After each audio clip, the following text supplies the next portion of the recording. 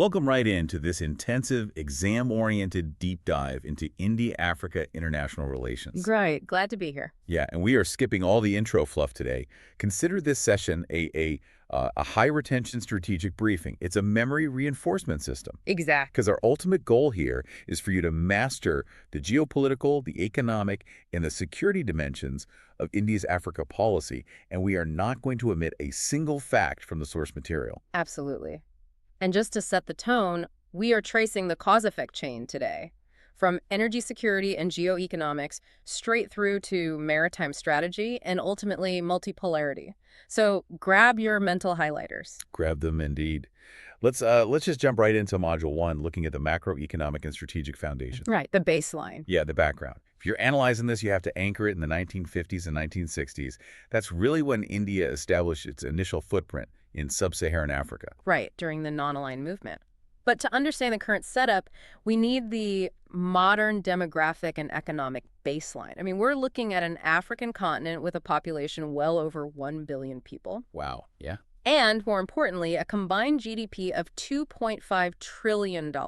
It's a massive growth pole. A $2.5 trillion engine. Or exactly. And the data specifically names 3 fast-growing nations you need to know: Rwanda, Senegal, and Tanzania. Their real GDP grew at more than twice the rate of the 80s and 90s. So, okay, what was the trigger event? Like, why this sudden acceleration from New Delhi? It's really India's urgent need for energy diversification. Yes, moving away from the Middle East. Right. India historically relied heavily on the Middle East, but they looked at that vulnerability and then looked at the massive disparity in their economic footprint in Africa compared to competitors. Which brings us right to the root causes. India has a massive resource deficit, right? We're talking crude oil, gas, pulses, lentils, leather, gold, vital metals. All the stuff they need to run the domestic economy. Exactly. Versus Africa's absolute abundance of these exact resources. So the stakeholders here have very specific objectives. India is seeking those resources, huge new markets and, global South leadership. Right. And the African nations, they aren't just selling rocks. They're seeking capacity building, health, education, and equitable trade. And that ties perfectly into the strategic motivations. We really have to talk about the China factor here. Oh, yeah. You can't avoid it. China's trade and investment footprint is around $200 billion.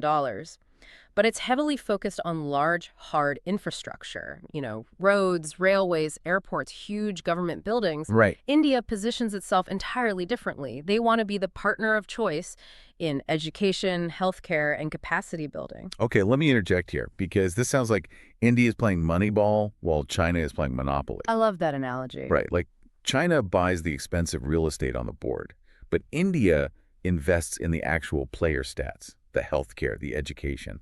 Is that a fair assessment of the strategic logic? It's spot on, and the impact on India is profound. By doing this, they secure a reliable energy matrix and a massive export market. Let's hit the economic implications, because the numbers are staggering. Listeners, drill these key figures.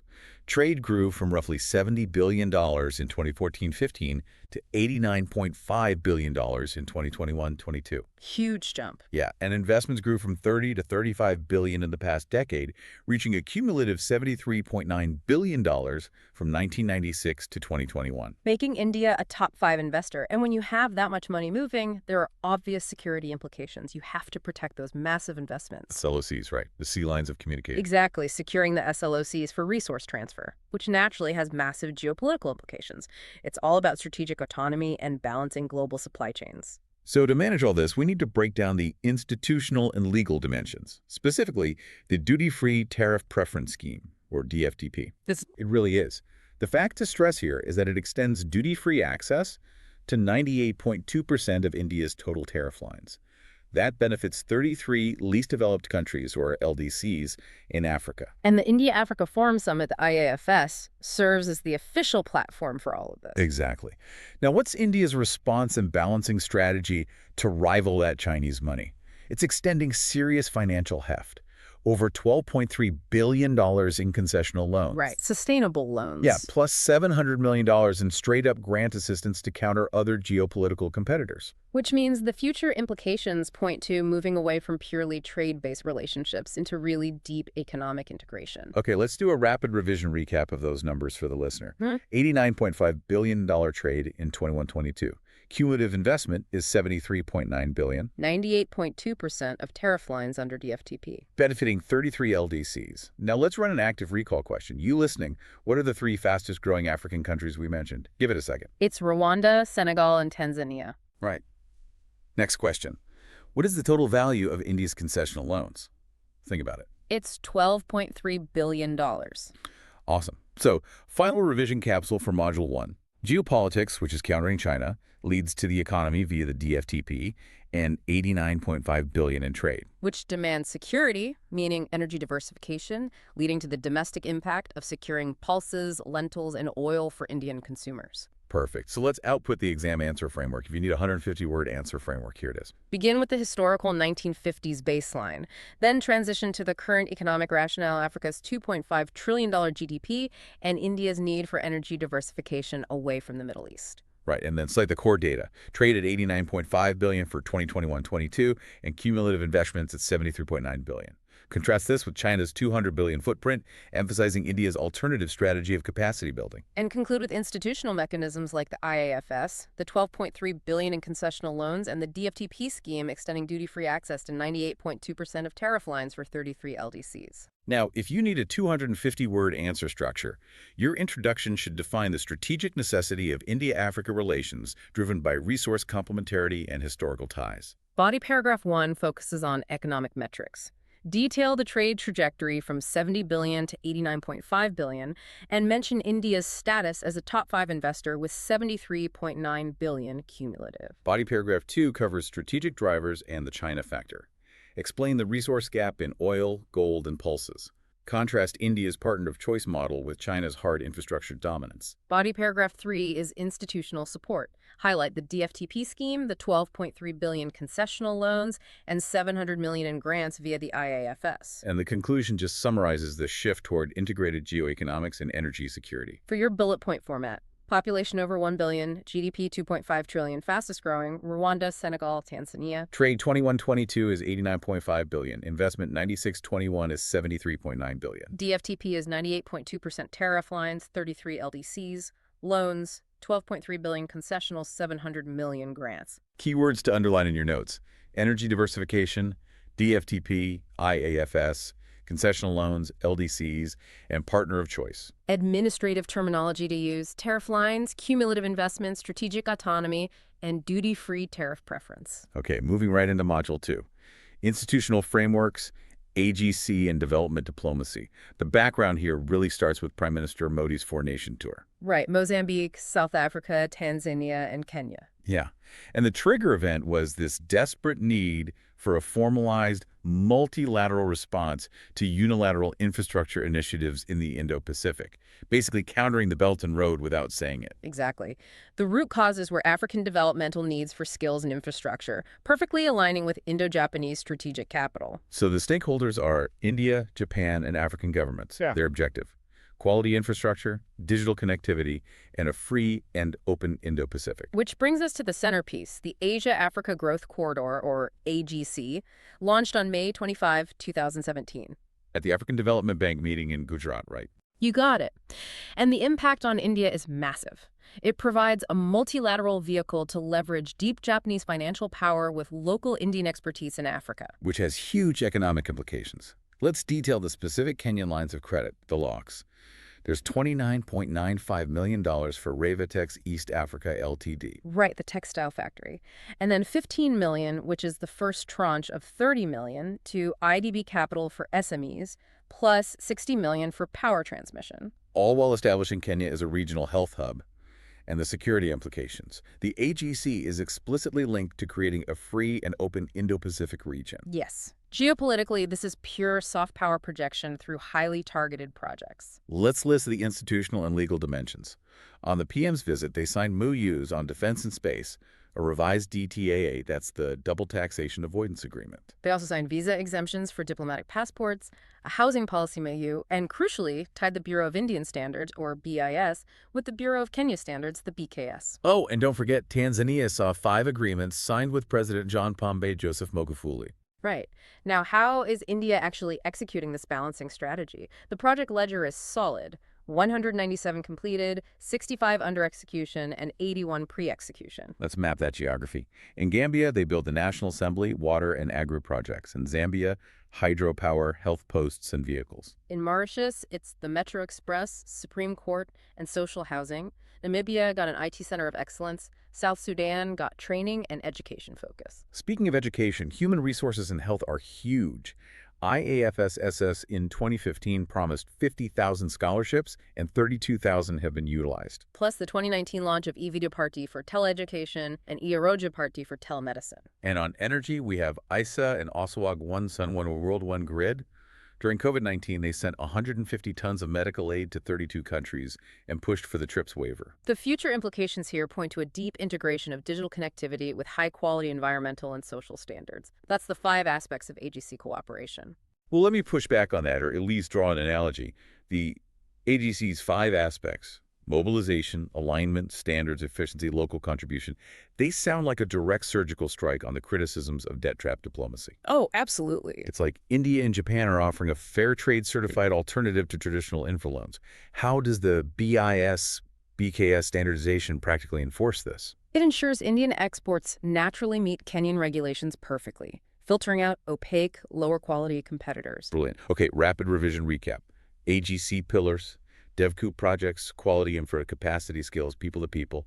Date, May 25, 2017. Time for active recall questions. Where was the AGC launched? Give it a second. It was Gujarat at the AFDB meeting. Right. What are the 2 telenetworks launched in 2019? e-Vidya Bharti and e-Aroja Bharti. And which country received a Supreme Court billing? That was Mauritius. So the final revision capsule. Geopolitics, meaning the Indo-Pacific vision via AAGC, drives the economy through LOCs and SMEs in Kenya, which supports security via visa and DTA frameworks, leading to the domestic impact of Apanirbhar Bharat exports via BIS-BKS standards. Let's dictate the post-module 2 output.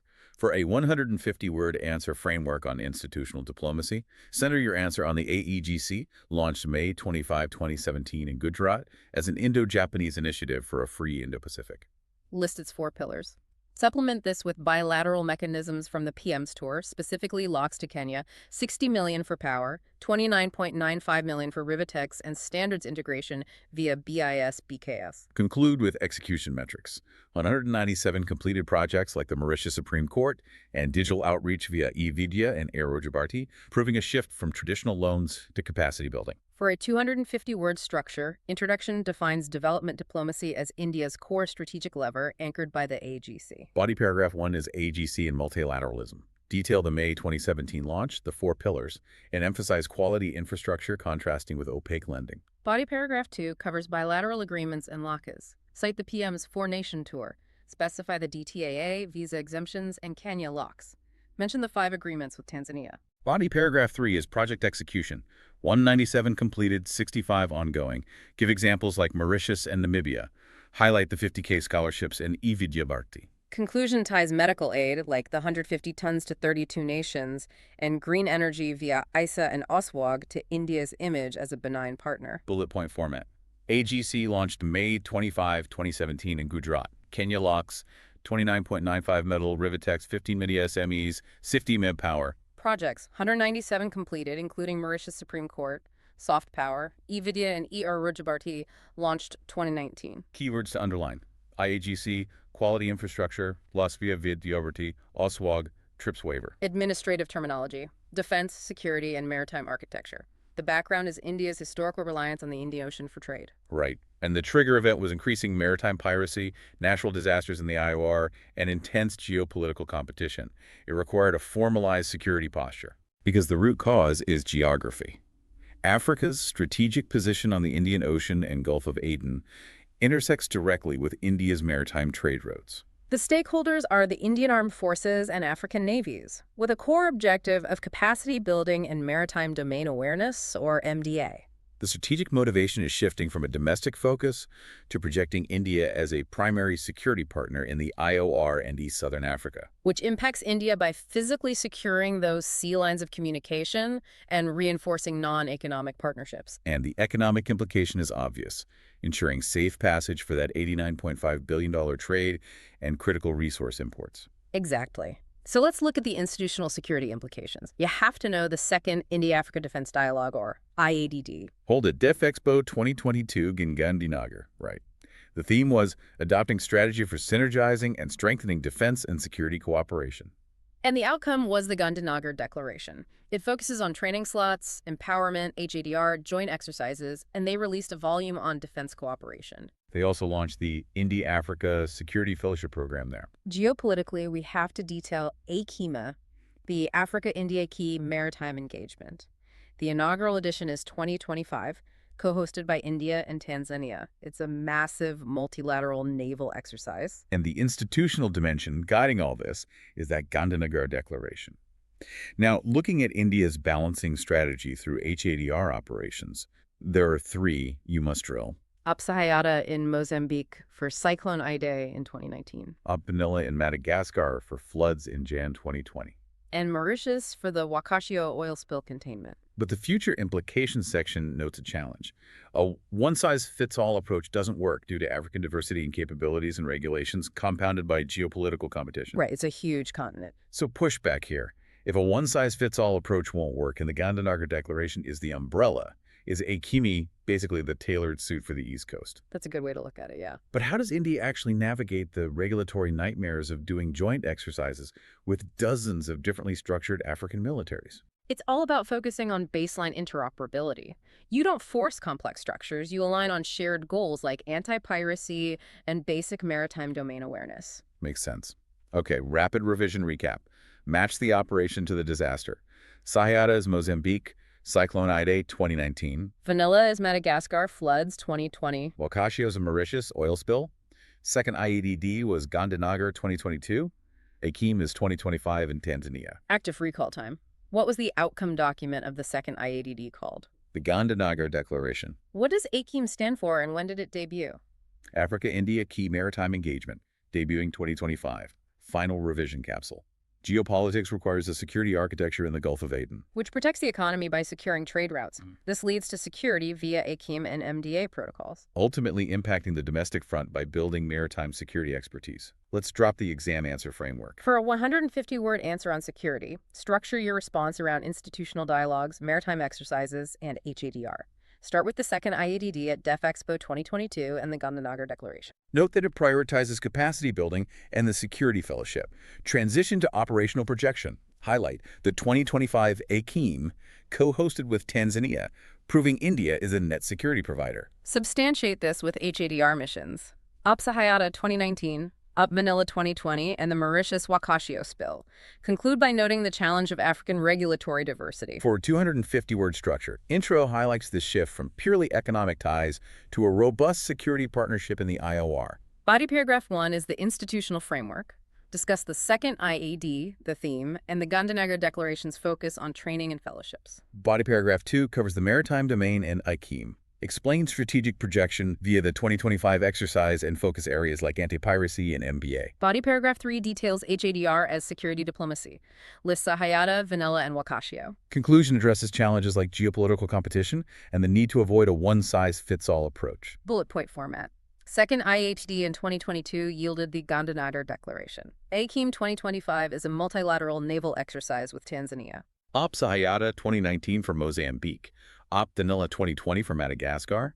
Focus is MDA, anti-piracy, IOR, and Gulf of Aden. Keywords to underline: Gandhinagar Declaration, AIKEYME, ATR, maritime domain awareness, sea lines of communication. Terminology: net security provider, capacity building, regulatory frameworks, deputation of training teams.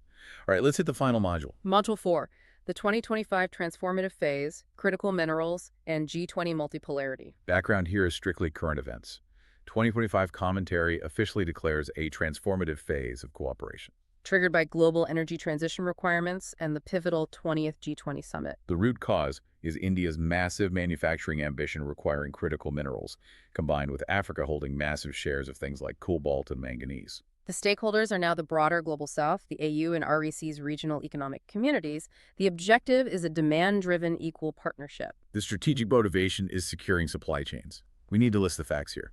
Namibia and Niger are top 10 global producers of uranium. And South Africa is the world's largest producer of platinum and chromium, which impacts India heavily. The resource-critical minerals link is the ultimate strategic economic bridge. Africa's resources plus India's manufacturing equals a win-win.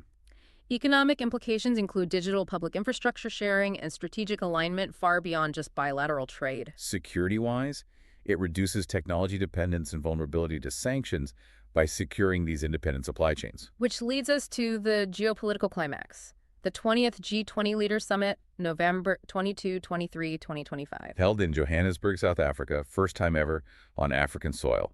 The theme was solidarity, equality, and sustainability. And crucially, U.S. top leadership boycotted or was absent. Right, so the institutional dimensions emerged via the Comprehensive Leaders Declaration. It laid out frameworks for critical minerals, ethical AI, debt sustainability, and equitable global finance. India's response was aligning directly with African priorities via the AU and RECs to champion Global South priorities, specifically pushing for tripling renewable energy capacity by 2030. Which has massive future implications. Right. It's a push for greater inclusion of the Global South, truly cementing multipolarity. Absolutely. So, my pushback here. The U.S. boycotts the 2025 G20, and immediately the Global South pivots to lock down critical mineral frameworks and AI ethics. Right. Is this summit the exact moment we see the BRICsification of the G20? Like India and Africa realizing they don't need Western permission to write the rules. That's exactly what it is. They are writing the rules for the energy transition themselves. Wow. Okay, rapid revision recap. G20 facts. November 22, 23, 2025. Johannesburg, 20th Summit. Theme: solidarity, equality, sustainability. Critical minerals. Namibia and Niger for uranium. South Africa for platinum and chromium. Active recall questions. Which two African nations are top 10 uranium producers? Namibia and Niger. What was the theme of the 2025 G20 Summit? Solidarity, equality, and sustainability. What renewable energy target was set for 2030? Tripling capacity. Final revision capsule. Geopolitics, meaning the G20 in Johannesburg with U.S. absence, leads to the economy via critical minerals and debt sustainability. Which ensures security, particularly uranium and energy security. Fueling the domestic impact of India's tech and manufacturing sector. Let's drop the final answer frameworks. 150-word framework. Focus on the convergence of the energy transition and Global South multipolarity. Identify the strategic economic bridge India's manufacturing paired with Africa's critical minerals. Cite Namibia and Niger for uranium, South Africa for platinum chromium, plus cobalt and manganese. Connect this to India's alignment with the AU and RECs. Leverage the 20th G20 Summit in November 2025. Highlight its theme, the leaders' declaration on debt sustainability and ethical AI, and the commitment to triple renewables by 2030. 250-word structure. Intro defines the 2025 transformative phase, shifting from bilateral trade to strategic alignment via digital infrastructure and critical minerals. Body paragraph 1 is the resource bridge. Detail Africa's cobalt, manganese, uranium in Namibia, Niger, and platinum chromium in South Africa, fueling India's strategic autonomy. Body paragraph 2 covers institutional alignment. Note India's demand-driven approach with the AU and RECs building soft power. Body paragraph 3 analyzes the 20th G20 Summit. Discuss the theme and the leaders' declaration outcomes despite U.S. absence. Conclusion summarizes how this solidifies a multipolar world order. Bullet point format. Minerals include Namibia, Niger, uranium, SA, platinum, chromium. Alignment is with AU and RECs, demand-driven. G20 2025 was no live 22-23, Johannesburg. Key. Solidarity, equality, and sustainability. Outcomes. Triple renewables by 2030, critical mineral frameworks, ethical AI, debt sustainability. Keywords: transformative phase, critical minerals, global south, regional economic communities, solidarity, equality, sustainability. Terminology: digital public infrastructure, demand-driven cooperation, multilateral cooperation, debt sustainability. Okay, that's the core. So the final synthesis. Right. 30-second rapid-fire chronological connection. It starts with an economic deficit, leading to AGC creation for infrastructure. That requires security via the IADD and AIKEYME exercises. All of this climaxes at the 2025 G20, where they lock in critical minerals for the new multipolar order. Perfect. I want to leave you with a final provocative thought outside the strict text. We've seen India lock in all these bilateral, demand-driven frameworks. But as Africa's continental free trade area, the AfCFTA matures and unifies that $2.5 trillion GDP into a single bloc. Will New Delhi have to negotiate with the unified United States of Africa? It's a huge question. Think about that for your geopolitics essays. Thank you for joining this deep dive. Use the frameworks, use the active recall, and master your exam. See you next time.